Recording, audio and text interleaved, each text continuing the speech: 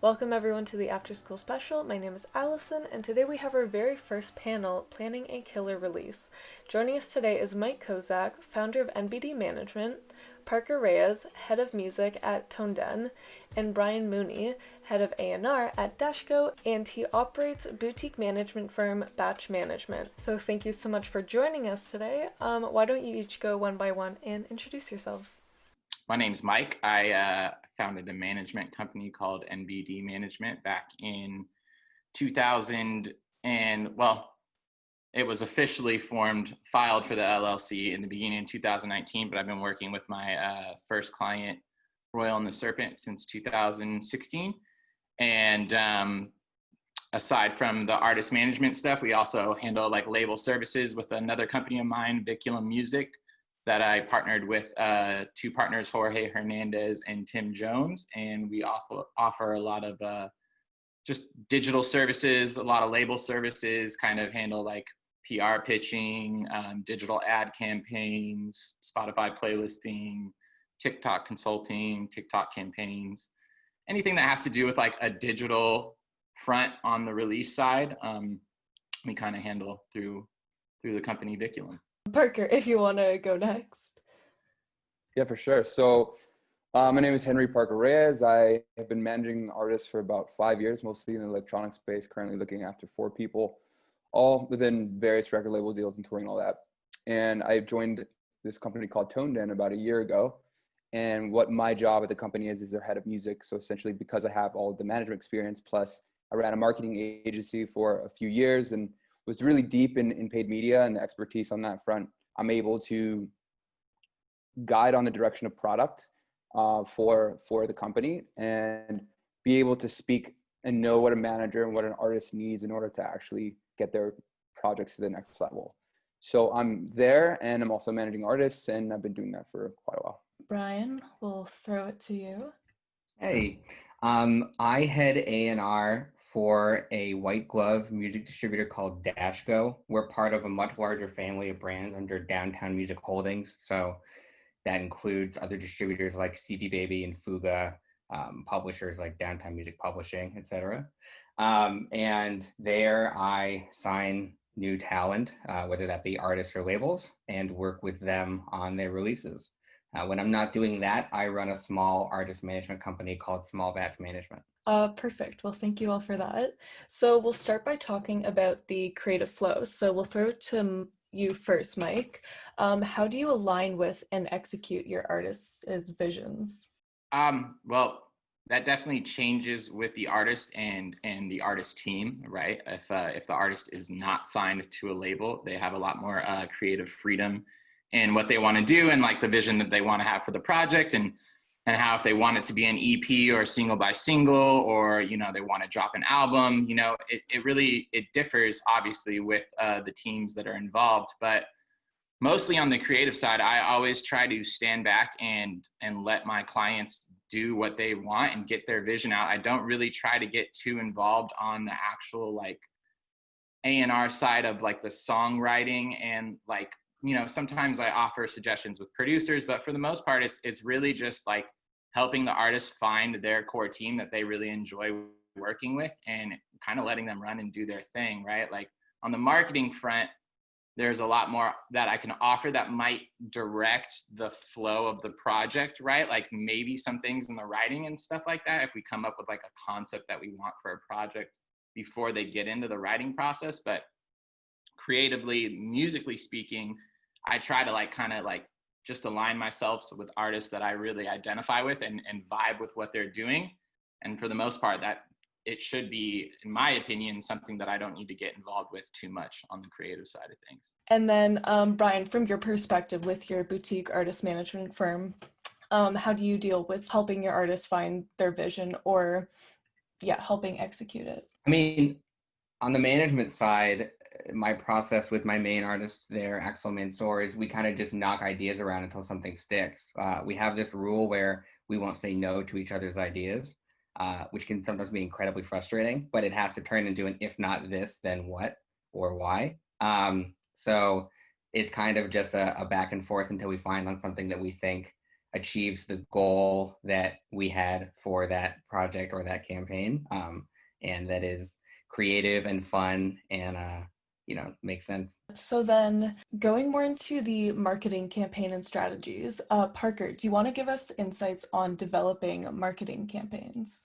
Yeah, for sure. So there are many, many ways to market your music. And in my experience, there are ways that you can reach the most amount of people for the least amount of cost, especially as a newer act that doesn't have a lot of budget to spend. There are things that you can do that take time, that are free, AKA, like, for instance, there are ways to figure out who an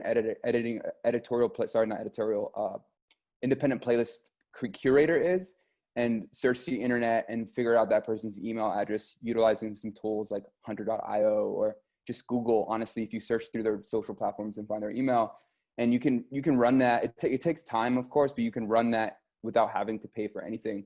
But I look at it in two ways. You want to get your playlisting just on a marketing front when it comes to like generating streams.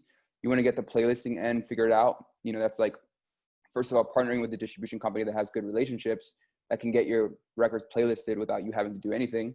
And then on the independent playlisting side, just figuring out how to find those contacts and build rapport with them, so that every time you have a new release, you have a bigger and bigger repertoire of people you can reach out to who have supported you in the past. You can build a whole spreadsheet and do all that.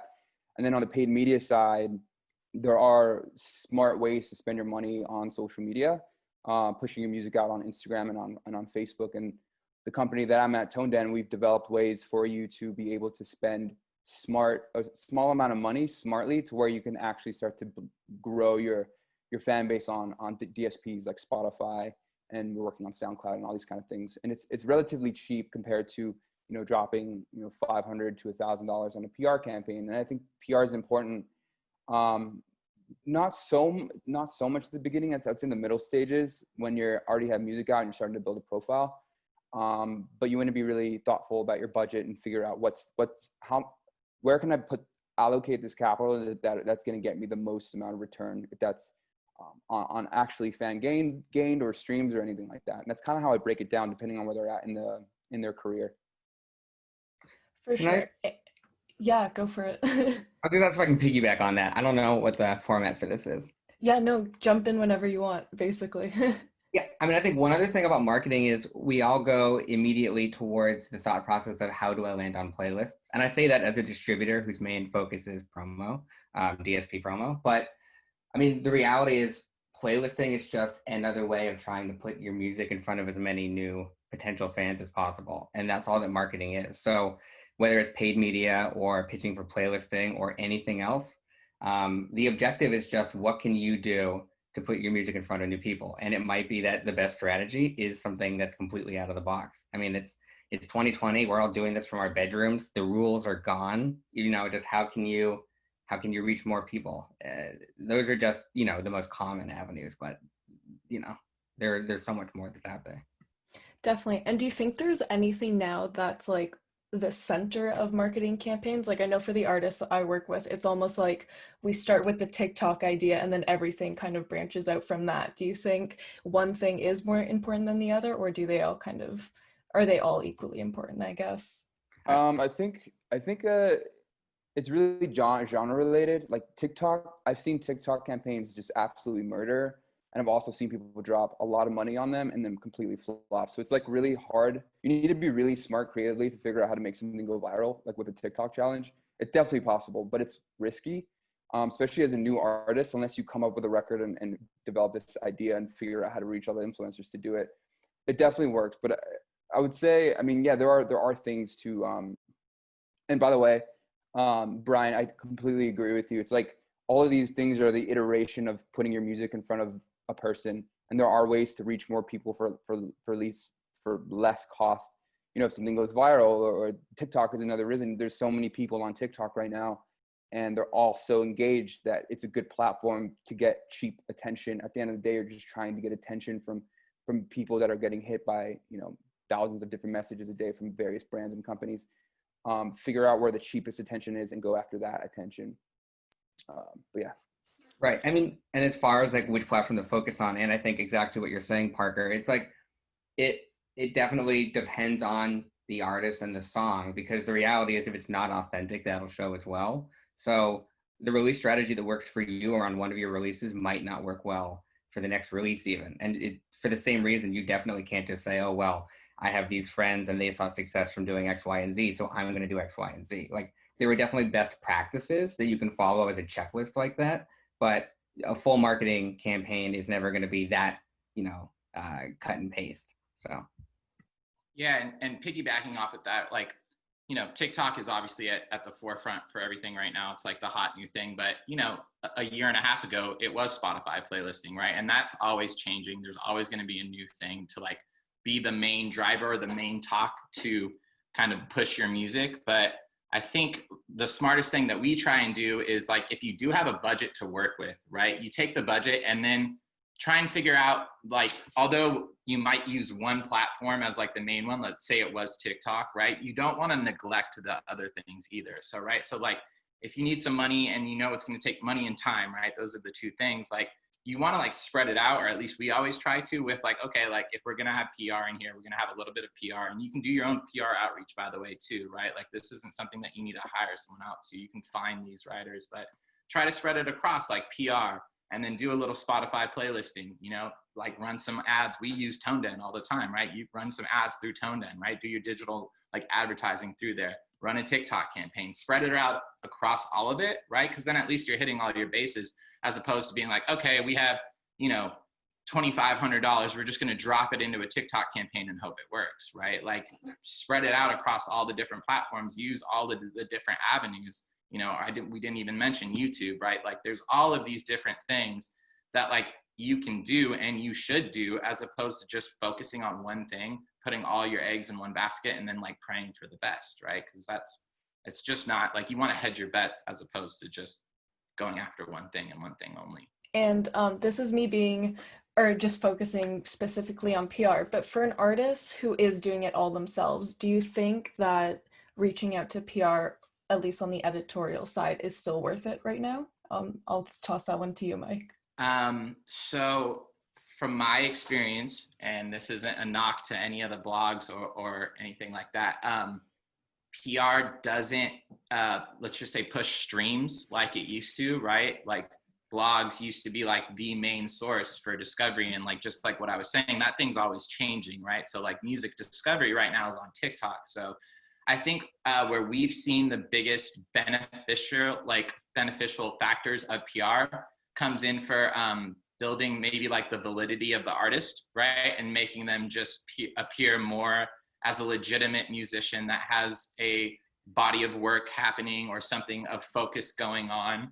It actually helps with getting verified too, if that's something that you really want and focus on, right? Like, you can't really get verified without, I think it's something like 6 pieces of legitimate like press, right? But as far as like pushing your record, right, and getting it discovered, I don't think that PR is as useful as like a lot of these other things that we've discussed, right? Like, just going in, and Parker can talk about this, right? Like, the money you can spend on a PR campaign, like, you put that in like to a dark ad, right? And people scrolling through Instagram coming up on your music, you're probably going to see a much bigger return on music discovery, right? So it just really kind of depends on your goals too, Mm-hmm. I mean, so I totally agree. Like, for a developing artist, I typically say like the point of press is going to be to establish you and to add credibility, and that'll typically be what helps you book shows and do the other things that might take you to that next level and help other areas of your plan.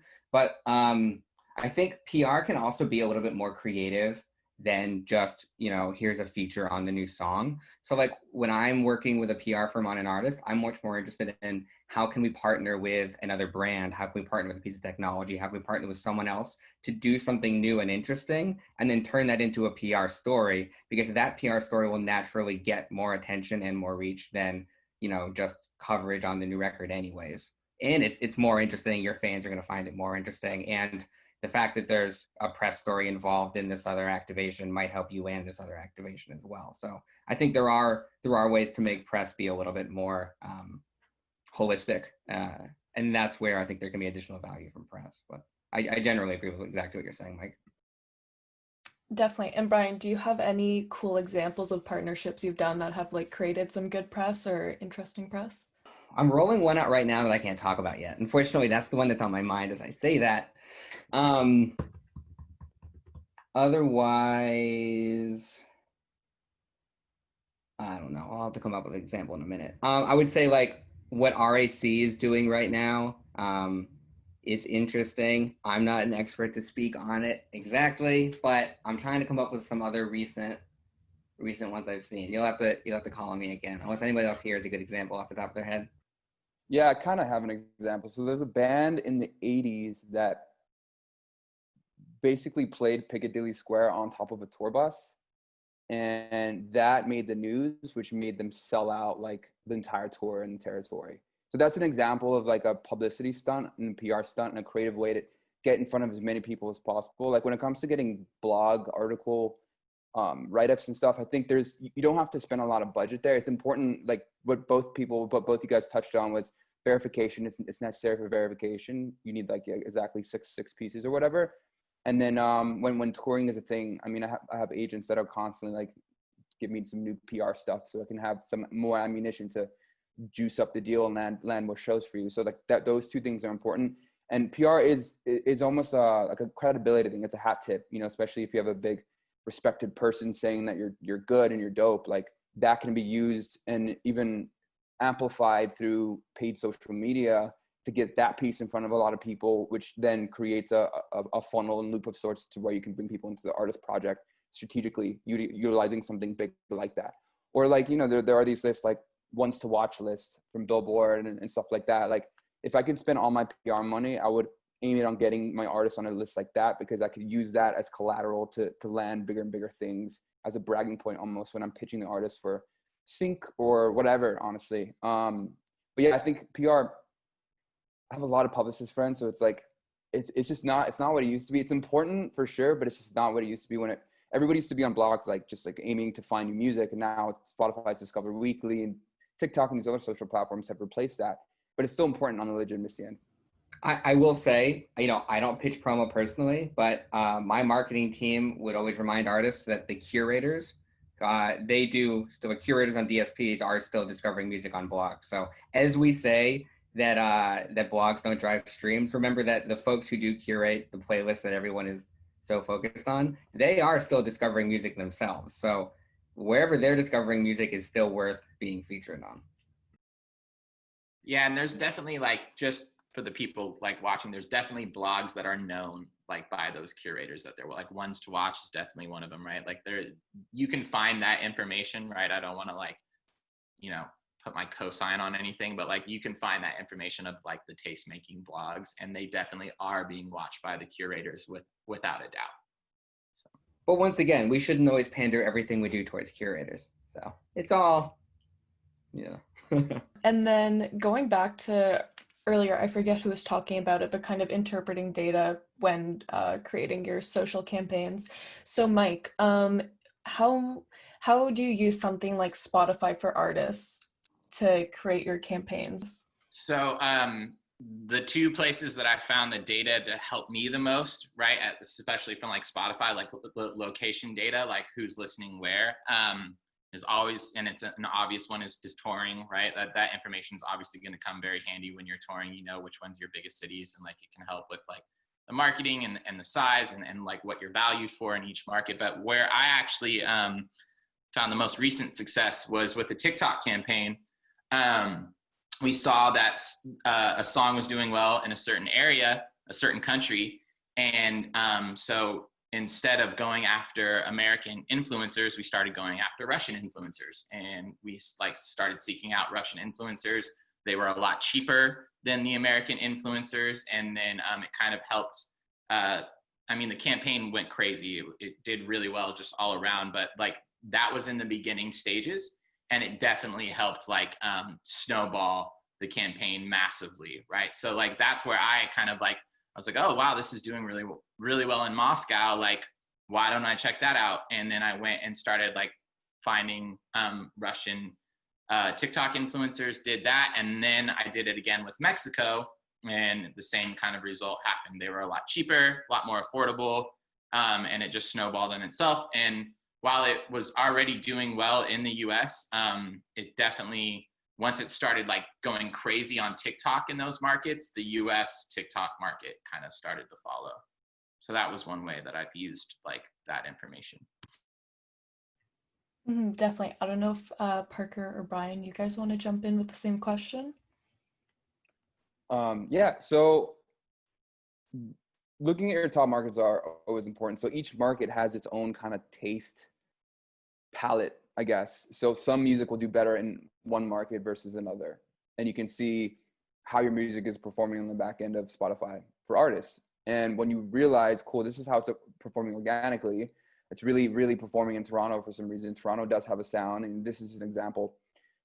When you have that data, then when it comes to formulating a paid media campaign, you can then pick your 5 biggest markets, 10 biggest markets, and amplify content to those specific markets that have already proven themselves kind of through organic means, and start to know that you're going to get better CPAs and better costs in the market because people in the market are basically liking the music. So you can use that data to basically build and strategize your paid media campaign on the markets you want to double down or double in on. And, you know, just on a touring before like COVID hit and everything, there was a few strategies that I was testing out, and long form video, long form copy, and placing them in specific territories. But I was always looking at Spotify for artists to see which countries and which territories, which cities were taking in the music the most, and then building out a campaign and running that for like months on end to build a retargeting audience of people in that specific market, so I can then push the new music to them and also hit them with ads with an upcoming tour date / have a package and data for the agent to be able to show the talent buyer, wow, this person has like, you know, 30, 40, 50,000, 100,000 video viewers in this one market, and they've all watched 50% of the video, which is the 4-minute video. They must be engaged fans, so they must want to buy a ticket. But that's all formulated from the back end of Spotify for artists. Nice. And then I guess this could go to anyone, but if an artist, you can see the artist's top 3-5 cities in their Spotify for artists. So is there like, do you have a percentage of your budget that you put just towards those cities versus cities with less engagement? Well, I was just going to say, I mean, I think it depends on the objective, right? Like as a distributor, we might say, hey, we know that you're massive in Australia and Singapore, so we're going to go focus on those territories, right? Or it might be, hey, look, we have this established audience in those 2 markets, but we also see that there's something bubbling up in France. So what can we do to deepen, you know, the engagement with that audience there and to grow that fan base there? So I think like all things marketing related, it comes back around to, you know, exactly what your objectives are in that moment. And at that point, it becomes, how do we leverage the data that we do have to move in the direction we're trying to go? I wanted to note on that. Yeah, sorry, I was muted. So it's funny. It's like I have a lot of situations where I will market to specific territories because they are over indexing, but a lot of times I've seen success in blanket marketing on a global basis. Like for instance, on the ToneDen end for our Spotify growth stuff, we do global targeting, but we split it up in a way to where it kind of circumvents the way Facebook will over optimize in one market that might be getting you cheap clicks, which won't add to conversions. It's just people that are clicking and not actually streaming the song. But at the end of the day, just specifically on the Spotify, and these types of campaigns can coax the algorithm to where Spotify will start to give you more support on the algorithmic playlists and on the personalized playlists, just because there's this number that's called the popularity index number that I learned, had a meeting with the Chartmetric guys, and they explained this whole thing that they figured out. Basically, there's this number that each artist has directly pulled from the API of Spotify. It's from 0 to 100. The higher the number is, the more support Spotify will give you on the algorithm, right? And there's so much music coming in that it's hard to listen to it all. So they need to go by data, which makes total sense as a tech company. And there are ways to run campaigns that are going to, you know, put that music in front of the perfect person to where they're actually going to engage with the music, stream it, save it, all this kind of stuff, and get you to a situation to where you're able to actually get more support through the algorithm. But that's on a global basis because Spotify is a global tech company versus country by country. Yeah, that's perfect. The 3 of you can take a shot at answering this one, but insights looking back on things that have or haven't worked for marketing campaigns. I guess I can start. One thing that definitely didn't work for me that I tried a long time ago was outsourcing my playlist pitching, right? I do a lot of playlist pitching myself, but actually hiring a company where you pay them a flat fee and then they pitch it out to their network, absolutely something that I would not recommend. And it's much easier to put your own elbow grease in, even though we do handle playlisting for other people, but the method of what we do is way different, right? Like going to if you want to call it third-party playlisting company where they just like have an automated system where they just put it in there and hope for the best is definitely something that has not worked out for me. Yeah, so I'll put that part in there. Bryan, do you want to jump in with the same question? Yeah, I mean, to me, the biggest thing is to just get rid of the notions of what your song should be doing compared to what you've seen other folks in the market do and how you should be promoting it compared to what other people have been doing. Like, I think the biggest thing is to look for what is authentic to you and how your fans relate to you and your music in this moment, and to focus on what platforms you can use. Like I said before, to put your music in front of them and in front of as many new people as possible, and to give your fans the opportunity to support you as much as possible, to share your music with their friends, to buy the higher priced items. I think that's all more important than going, oh, well, I have to figure out a TikTok campaign because I need the song to pop on TikTok. Like, not every song is going to do that. And that's just the reality. And it may be that your song's not going to do well on TikTok. It may be that your song's not going to do well on Spotify, but it may be that your song is going to do incredibly well on YouTube because you came up with this genius video that just reacts to the fan base you've cultivated there, or on Twitch, or on Apple, or any other platform, right? I mean, I think the biggest thing is just taking a real look at where you are in that moment, what your goals are for that project and for future projects, and then just figuring out what makes sense for you and not what everyone else is doing that's trendy in that moment. Definitely. And then Parker, insights looking back, things that have or haven't worked? The independent Spotify playlisting thing was like exactly what I was thinking about. It's like very hit or miss and risky a lot of times because a lot of these playlists are botted and not controlled by real people. And if you end up getting on one of those, it can really hurt your algorithmic support. So it's risky.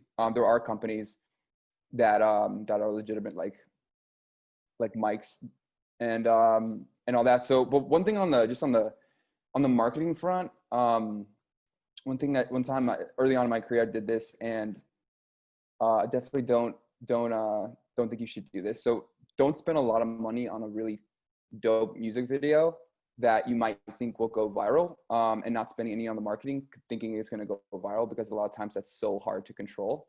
I would spend something a little bit less on the music video, or honestly, I've seen DIY videos that someone spent $1,000 on pumped with a ton of marketing spend do a lot better than like hyper produced music videos. So that's it's kind of on the creative marketing end of things, but for artists that might have a lot of budget to play with, just think about that. Like, quality is always important, don't get me wrong, but the marketing is more important in my opinion, or just as important in my opinion as the quality of the video. Something that we've done that was like successful, and that was like, it wasn't really like outside the box, but we had an artist,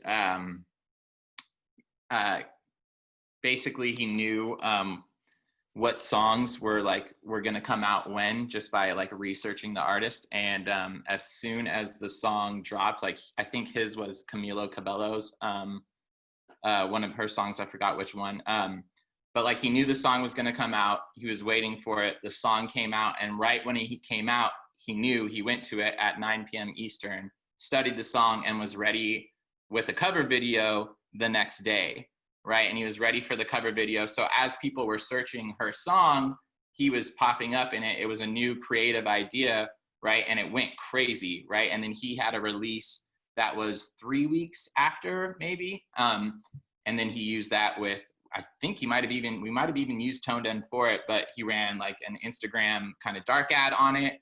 His Instagram grew like by like over 1,000%. And then 3 weeks later, he was really like tailored for a successful release, because he grew, because he kind of like in a sense hacked it a little bit, like hacked the search engine, And this is an old concept. I think Soldier Boy used to do this back in the day, right? He would label his stuff different things, and through that, so like it was kind of like what Bryan was saying. There's like a million different ways to get creative with what you want to do, and still at the same time kind of use old concepts and like mix the two together. And I just wanted to share that because it was a really successful little like marketing tool that he used.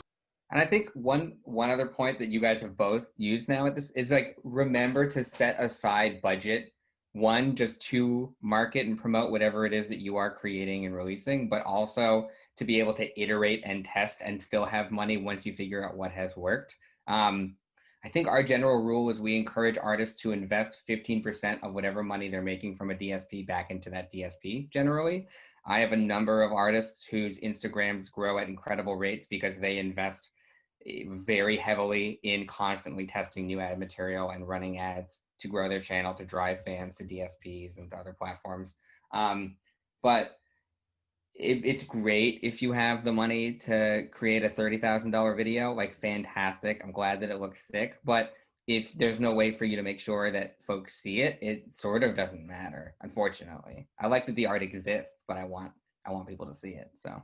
Definitely. And then, Bryan, if you want to stay on this next question too, when you're creating digital campaigns, whether it be on YouTube or Instagram, Facebook, or I don't know if anyone does Twitter ads, how much time do you spend tailoring those ads specific to certain cities, or even just customizing them to reach certain people? I know a friend of mine like finds specific stores in each city that she puts under like the tags in her ads, and that's how she gets to people. So yeah, how specific do you get with your ads? Well, so I mean, I don't run that many ads for a living, honestly. You guys might have a better answer than me here. Yeah, for sure. So it just depends, and I feel like that's the answer to everything. But it depends. If it's a new artist and I'm trying to get as much awareness as I can, I would not go too crazy on the granularity of things, because I'm just trying to almost strategically blanket this artist and see where they start to take off in the market. And if I start to see them take off, like if they start taking off in the US, you don't necessarily want to spend more money in the US, because ad costs in the US are like 5x versus tertiary markets, tertiary countries, and it's going to cost you 5x more to reach a person in the US versus another territory. At the end of the day, you're just trying to get a critical mass of fans. There's a book that talks about getting 1,000 true fans, and once you have 1,000 true fans, you can actually have a career out of this. If you think about it that way, it's like, cool, how can I get the most active, most intense fan for the cheapest amount of money spent? And that's how I think. Granted, you can reach somebody in Russia or in South America that are gonna share the heck out of your music and love your music and stream it and tell other friends for a lot less than you can have to spend to get that fan in the US. And if you can build these other markets out at a cheaper rate, you will start to break in your market that you're wanting to break into, like the US or Australia or the UK, these big territories that everybody wants to market in. So just keep all that in mind. You can get super granular, and I've definitely done it, but the more granular you get, the more expensive it is to hit that exact person. Unless you can figure out a creative or something that has like a really high conversion rate. I wouldn't go too heavy on the granularity of things. Okay, perfect. Thank you for that. So now we'll go into distribution. So we'll start with you, Bryan. How much do you take the marketing plan and strategy into consideration when executing the distribution side of things? I mean, a lot. So the way that we work in particular is, because we're not a label, right? We're a distributor that provides very high touch label services.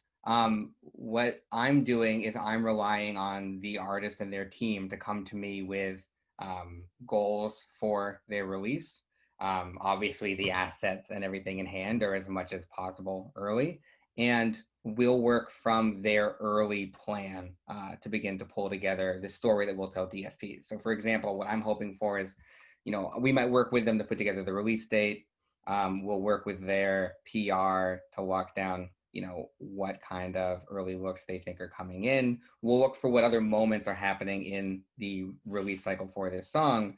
And then my team will go out and communicate that story to DSPs. and then continue to provide feedback and guidance to the artist team from there. So, I mean, very important, very important. Fair enough. And then, Mike, how do you go about choosing a partner on the label side? It's a pretty important process and a long one, and not something that you should just jump right into. It really depends also on like the long-term goals for the artist, right? Like what Parker was talking about, that book, you know, I've read it, 1,000 True Fans. If your goal is just to be a lifetime artist, right, and someone that can live semi-comfortably on your music, right, you might not necessarily need to have a label, right, to establish a career that can last you for a really long time. So it again depends on what you want as an artist. If you're an artist that wants to hit the stratosphere and you want to be like the Lady Gagas of the world or whoever that is, then it's pretty important to have a, you know, label support and usually major label support at that point, because it costs a lot of money to do that type of stuff. So I mean, there is no right or wrong answer on which label to choose. And if you want to get with a label, it really depends specifically on the artist's goals, right? And I mean, that answer is going to be different for literally every single client that I have, right? So picking a partner, again, like it really just comes down to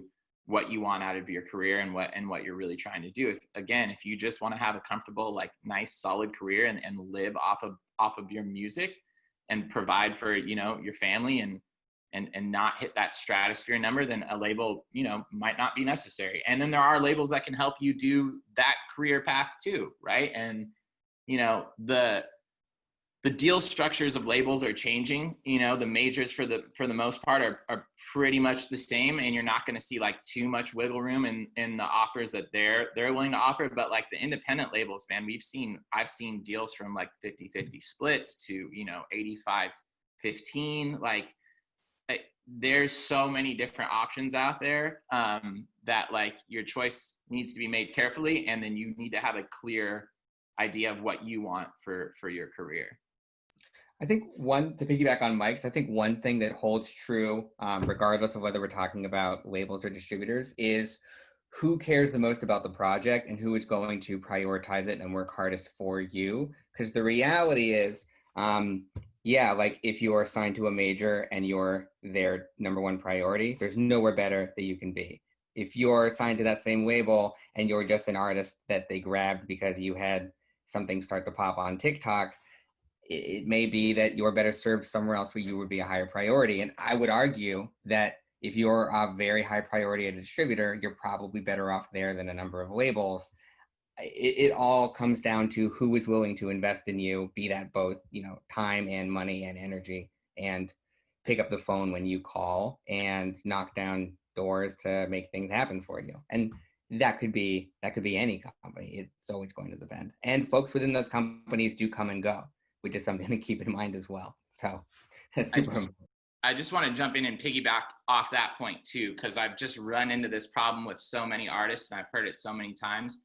Just because you get signed to a label does not mean A, your job is going to get a lot easier, and B, that they're going to make you successful, right? Like you should be prepared anytime you get on a label for your work to increase and for you to prove yourself even more, right? Like if you're on a label, just expect to work way harder and that you're going to need to fight for their attention more than you need to fight for your fans' attentions, right? Like you are at a new level once you're signed to a label, and like exactly what Bryan was saying, you have to make yourself a priority to them. So that means everything you were doing, you need to do exemplified. Like everything you were doing to get the label to sign you, you now need to do tenfold plus some other stuff to prove to the label that you're worth that attention that you're fighting, you know, sometimes hundreds of other artists for, you know.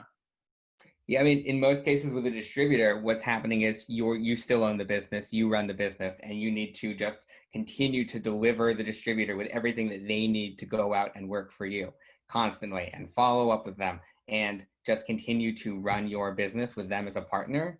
When you're signed to a label, you're almost an employee of that business, assuming that you ran it when you were a distributor. But the difference is you still have to get everyone else to care and to make things happen. So Yeah, like Mike's saying, you don't get to stop working. You're going to work just as hard. The game's just going to be a little bit different. They're going to handle some things for you. You still have to make sure they actually do it. You have to make sure they do it well. You have to make sure they do it in a way that you like. It's just almost a different use of your energy. I don't know that it's any different amount of energy. Yeah, to piggyback on all that, I mean, I've had experiences with labels that were incredible and they provided tons of amazing ideas and were very proactive. And I've had deals with labels that was the opposite. And a lot of it, when you're working with the record label, it's a lot of managing personalities and managing people and making sure you're staying top of mind all the time. Because exactly being a number one priority at a major, that's like the best place you could be. Honestly, being a number one priority at a distribution company might even be a bit better because you have more freedom and you're having all of the label services that a lot of these distribution companies can give the artists that they're signed with. And you typically have a better deal where you end up getting to own the masters and all this kind of stuff. So it's like, it really depends. Getting signed to a major or an independent, a lot of times it's smart to go slow at the beginning of the career and sign a short-term, maybe one option deal with an indie label. And as you start to generate more and more awareness, then, the more leverage you can build outside of a label, the better deal you can get when you actually sign, and the more of a priority they'll make you when you do it yourself and then give it to them, versus like coming with like, hey, please help me do this from the ground up. Then usually the deals are the worst. And unless you're like incredible, it's hard to get that number one priority spot or even top 5 priority spot from the start. Also, with that, you need to keep in mind that the more money that either the publisher or the label or whoever's investing in you, they now have more of a vested interest to make sure that they can get their money back. So that's why having that leverage is super important, right? Because if you go in at the very beginning of your career, they sign you for as little as possible, and then they go, okay, well, it's kind of just like throwing it against the wall and hoping it sticks, as opposed to coming in, doing all the work, getting this major deal, right? Which is not the easiest thing in the world to get. But like the more leverage you have, the better your deal becomes, and then more of a priority you are to them, because, at the end of the day, money is what drives business, right? So it's just, it's very important to do, as like what Parker was saying, is to build that leverage, and you have to do a lot of that yourself sometimes. Yeah, and the other reality too is that like, it's especially, I think the difference between labels and distributors is especially different when you're at an earlier stage where you don't have a proven track record, where you don't have leverage. That's where a label might be willing to invest much more money in you for much worse deal terms, where a distributor might be willing to work the project, but it's obviously not a priority. They're probably not investing in it the same way. For an established artist, it's a whole other world. I'm biased, but I would say that like our top priorities couldn't be serviced any better by a major than they could by us or another distributor like us. And at that point, distributors are getting more and more into the business of offering large sums of money in the same way as a label would, under much more favorable deal terms. So it almost becomes, what can you do to build leverage on your own to be able to choose your own partner? I personally think that in most cases, it's beneficial to stay independent, but there are so many situations you could find yourself in where the right label wants to invest in you and they care about the project and they're willing to fund it in a way that makes sense. And then that's the right partner. But it's like, it's so case by case. Okay, cool. So I think honestly, you three basically answered most of my questions when you're jumping in, so that answers our distribution side.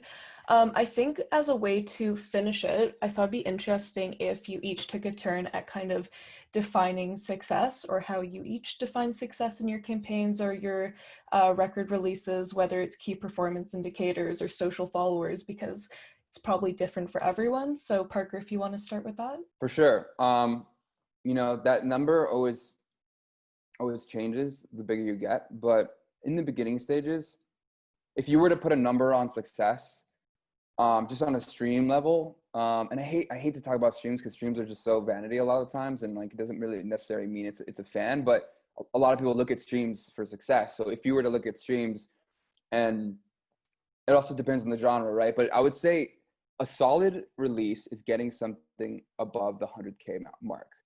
Now, if you're in pop, it's like getting something to the million mark is like usually something's happening that's interesting. And then from what I've seen, at least, it's like either you have like 0 to 500K, and then you have like 1 million to like 3 million, and then you have like 20 million to 100 million. It's like once you start to get at the 20 above the 5 million mark, 10 million mark, that's something that starts to grow legs, and you have a hit. So I would say success is honestly putting as much music out as you can, and trying to hit these goals and get more and more contacts and more fans off of each release.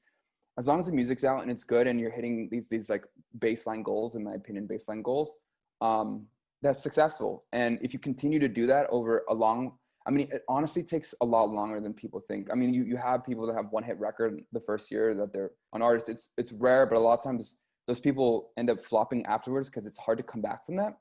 The song gets bigger than the artist, and that's a thing that happens. But as long as you're just like chipping away at the block over like some, honestly, I think it takes about 7 to 10 years to really start to see success as an artist. Just on my own experience of how good you get on a production level or a skill level as a band, and also navigating, understanding how to market and how the music industry works. It takes a long time, and a lot of people want it so quickly that it's like you just need it. It's just consistent growth over time is what yields success. So if you can stick to consistency and maintain your momentum over a long period of time, that is success in my eyes. And there are levels to like massive absolute success, which is like touring the world and $50,000 fees and all this kind of stuff. But that stuff takes a lot of time and a lot of money and a lot of energy, and it's not guaranteed a lot of times.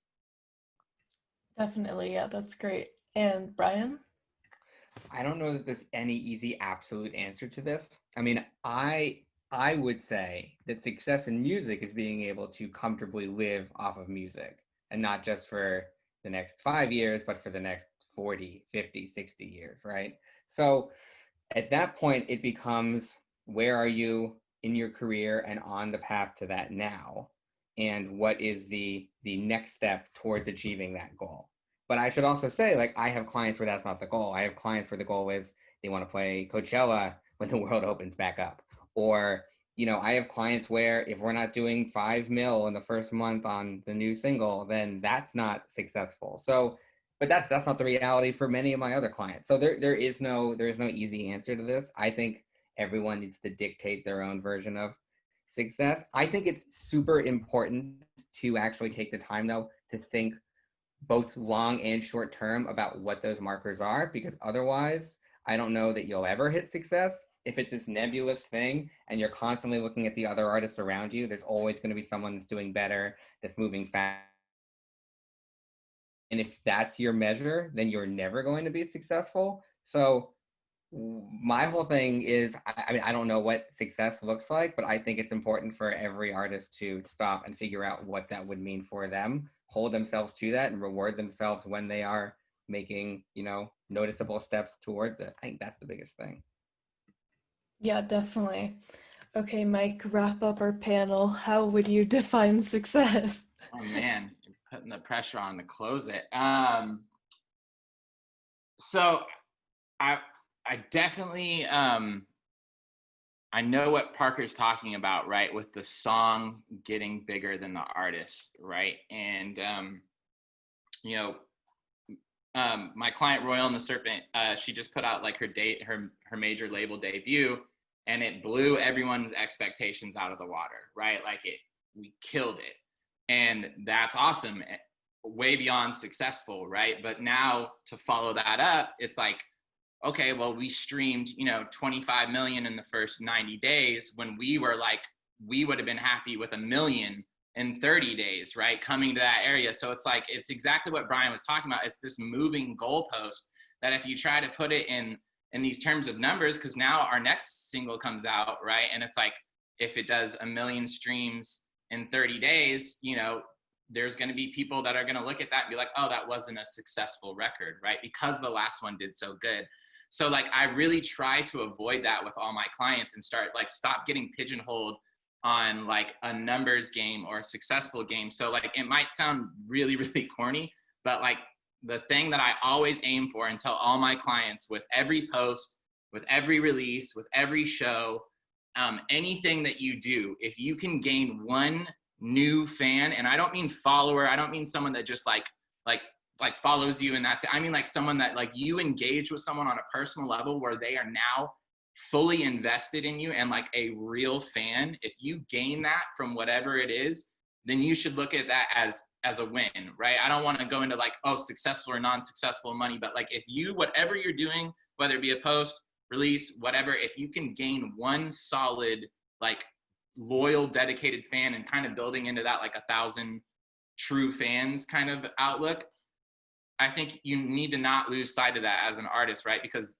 at one point, all artists started from ground zero and would have died for just one fan, right? And they would have said like, that's all I want is I just want one person in the crowd to care about me. So if you kind of keep that like mindset on whatever it is you're doing, it's kind of like a low bar that like, you know, you don't have to like do a lot to jump over. But at the same time, I think it's super, super valuable in gaining just that one true dedicated loyal person that is now with you forever. And a lot of the times that comes through like a personal connection, right? Like it's not about just like the follow button or the stream. It's finding a way to like really connect with the people. And that's what people care about more than anything anyway, is that story and like their personal connection to the artist. And so I guess like maybe that's what defines success, is how on a personal level you can interact or connect with your fan base. I think to piggyback on that, Mike, we've used piggyback so many times, by the way, on this call. That should be the name of this call now. The other thing, which I think is right about what you're saying, is to make sure that that success metric is also something that's within your control, because creating that fan relationship, Mike, is completely within your control. I think the other big misstep is like, it's not within your control whether or not Billboard features your new song. And it's not within your control whether or not Spotify puts it on New Music Friday. So if you hold yourself to things like that as success metrics, it's a losing battle because there's nothing you can do about it. There are things you can do that make those more likely, for sure. But at the end of the day, it's out of your control. It's probably out of the control of everyone on your team, unless your manager owns Billboard. So I think it's super important to focus on, you know, measurable, attainable goals that are actually within your control and that, like you said, drive your career forward. I think adding one new hardcore fan is a fantastic goal for every artist all the time. That was a good one, Mike. Yeah, that's the perfect way to end it off, I think. Well, thank you so much again for your time. I really appreciate it. And yeah, this was a great conversation. I hope everyone else enjoyed it. Thanks for having us. Thanks so much to everyone who watched this panel, and thanks so much again to Bryan, Mike, and Parker for joining us. If you enjoyed this, be sure to check out our socials for our next after-school special announcement. Thanks so much.